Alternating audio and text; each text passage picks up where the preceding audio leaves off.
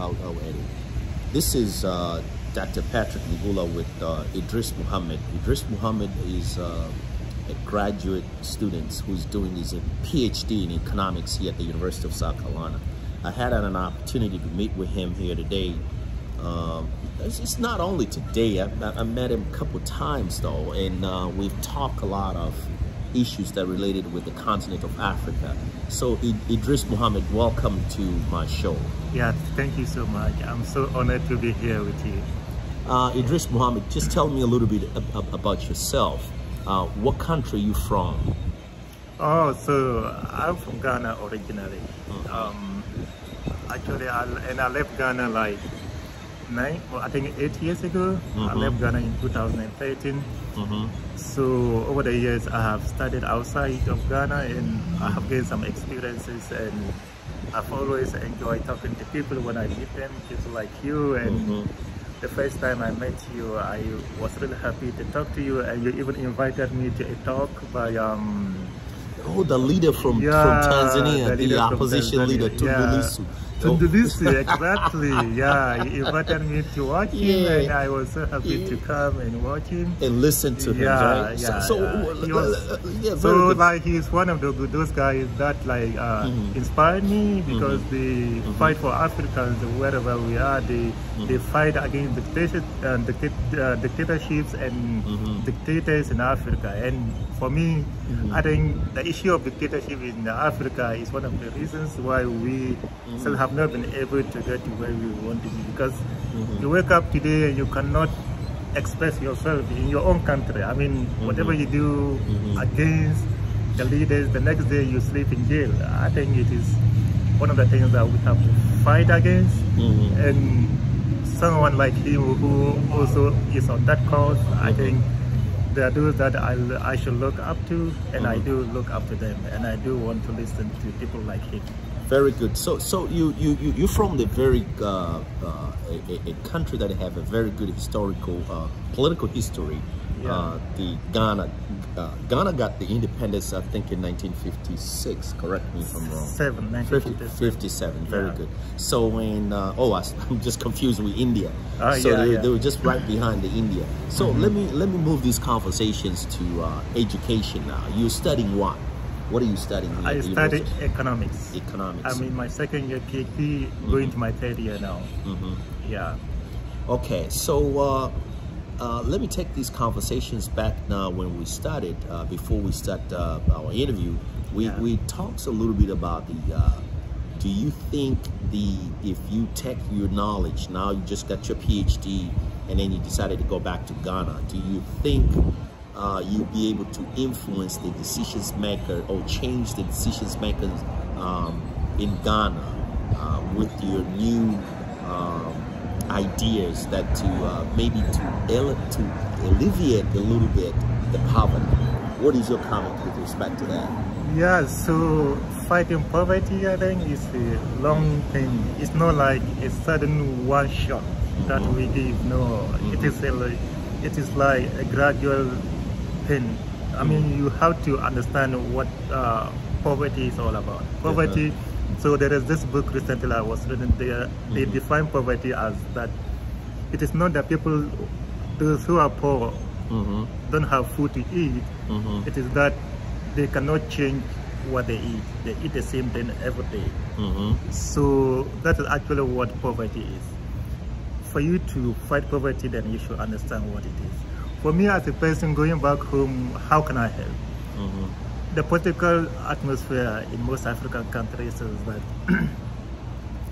you have to know someone to get a job to get there.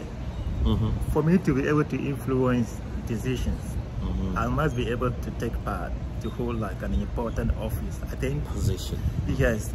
Political position. Yeah, and for me to get that too, I have to know someone. So you see where it all starts from. So it boils down to a case that I'm even more qualified, but I know no one. So because of that, I don't make any impact at all. Those who are least qualified are those who get the post, and then at the end, they mess everything up because they have no idea of what they are doing. And let me also say this, because in Africa, people go into political offices, not to serve, but to Just amass wealth. Okay, so accumulate wealth. Accumulate wealth. Yeah. So for me, I would like to say, I tell people all the time. At some point, I would like to go back home to help, and maybe I may not hold a political post to help. I will find a way to help. Absolutely. So let me fast forward our conversation now, right? And then we will talk about some of these Asian countries like India. They were just 1 year ahead when they got their independence before Ghana. But today we see India has well advanced in areas such as technology, healthcare, in agriculture, in the industry, even in the nuclear technology. Why do you think India is their way far ahead compared to Ghana that was just right behind when they got their independence? In Ghana, they're still struggling. I'm not going to exclude myself. I'm from Tanzania. Why do you think in Africa we are in that dilemma as we speak today in 2022? So, like, there is this thing called the fundamentals. Yeah, so fundamentals is like that. How India started maybe was different from how Ghana started. And the second most important, also like India is, I don't know the ethnic atmosphere in India and how that influenced the kind of government structure they have. Ghana is one of the most diverse countries in Africa. Not most diverse, but one of. So that also is an important factor. India also has the manpower. India is, I think, is now around like 1.4 billion people. Absolutely, yes. Ghana is just like recently ahead, it's around 30 million people. 30 million, okay. And manpower too is also important. So even though there's no like any definite relationship between development and manpower, but if you have cheap labor, of course, that also is an important thing. The second, or the third thing I think is about leadership. Talks about that. Yeah, leadership. So I've seen that India have had good leadership over the years. But in Africa, I will not say just Ghana. Of course, like in the start, like those leaders like Kwame Nkrumah, Nyerere and all of those, they were really more selfless. They wanted to serve the people. They wanted to like they had a vision for the countries. But now we had kind of leaders who just have no vision at all.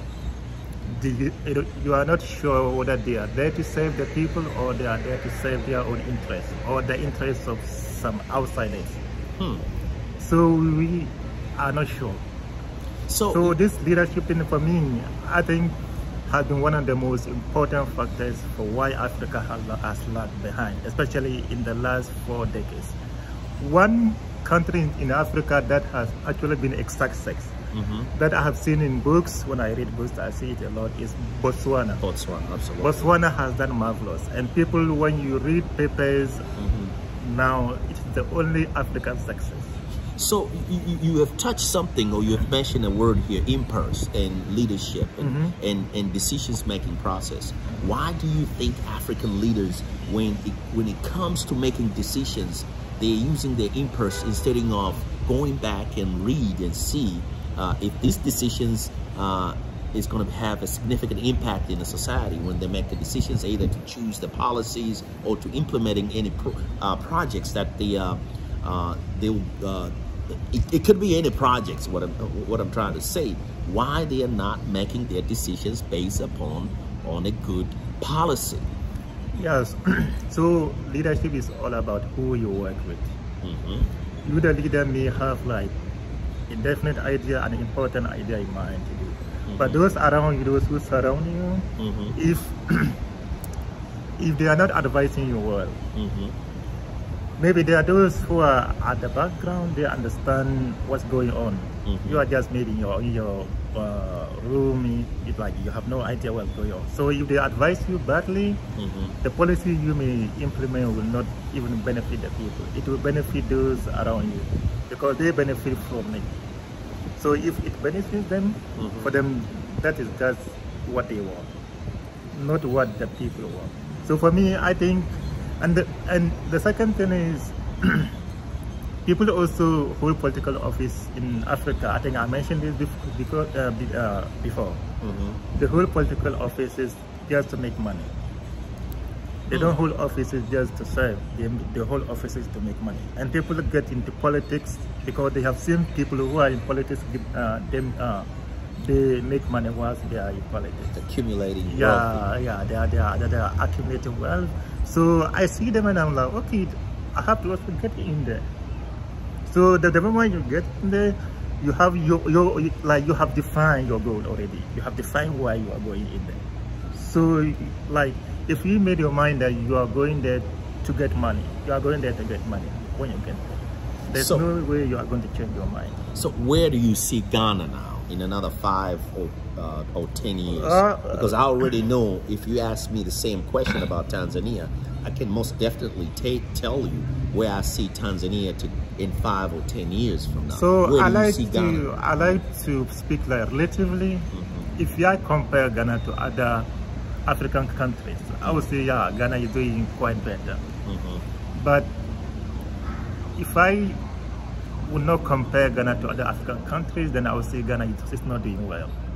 And in the next 5 or 10 years, I think I would see Ghana, I mean, currently things are not going well.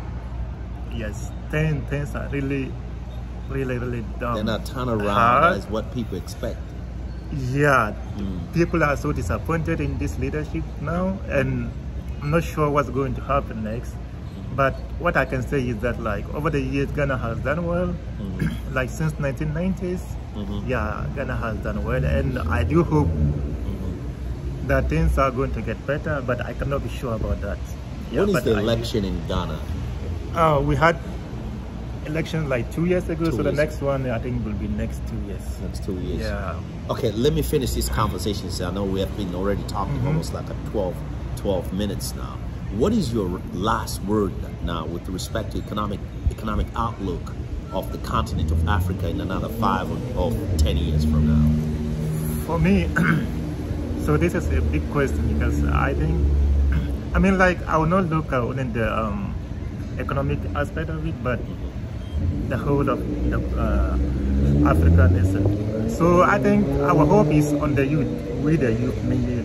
You, okay. Yeah. Iddrisa Mohamed. Included, yeah.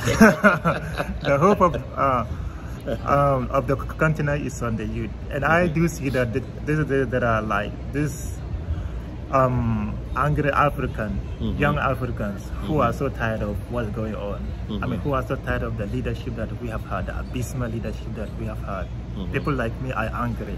We want to see change. We want to see our leaders serve the people. And we want to also come out and serve our people. So for me, to everyone that is watching right now, an African youth, I do encourage you to get involved. Because I know one day I'm going back home to get involved. Absolutely. And people like us should change it. I think for right now we have like, our leaders are all old. I mean, like, we have leaders who are 65, 70. The aging population is leading the youth population. Exactly. That's what I don't understand. And Africa has always been like that. You have people who are 80 years and we have the youngest people in Africa. Yeah, and though we have the young guys, but our leaders are always the old age guys. I mean, how can like generational gap, how can like someone older than you, like 40 years, decide for you, make rules for you? Yeah. Making policy for you. Yeah. Okay. Making policies for you. They just don't understand that, you know. That's very interesting statement. This is Iddrisa Mohamed. He's graduate students. You're working on your PhD in what area again? Economics. Economics. Yeah. So he's a future economist in Africa, and he's studying here at the University of South Carolina, Darla School of Businesses. But is that true statement? Yeah, yeah, sure. Okay, yeah. So this is one of the best college or university here in the state of South Carolina, pretty much in the United States. Yeah, right? Sure. And tell me a little bit about the education here. Like in the U.S. or no, just in general in the U.S. So I was in Turkey the past for 7 years, and I can say, yeah, I do enjoy the U.S. education, yeah, quite relatively, yeah. And so Ghana, I have not had like a high education in Ghana. I cannot quite be sure, but of course even people in Ghana and Turkey want to come to the US. So for that, yeah, I can say that I do enjoy the education that I get here in the US, and I cannot have requested something more than that. So what's the difference now, the education that you received in Ghana, Turkey, and the United States at this moment? What can you tell us the differences between those two countries, Turkey and Ghana? So like in Ghana, I stopped at high school and left. So I cannot be very fair to judge how high school, higher education in Ghana is. I've not been to university in Ghana, so I will not be too fair. Okay. Yeah. Let's end this conversation. Yeah, so thank you very much, man, for talking with Dr. You're Patrick. welcome. You're welcome. I was so happy to talk to you. Thank you very much. Yeah.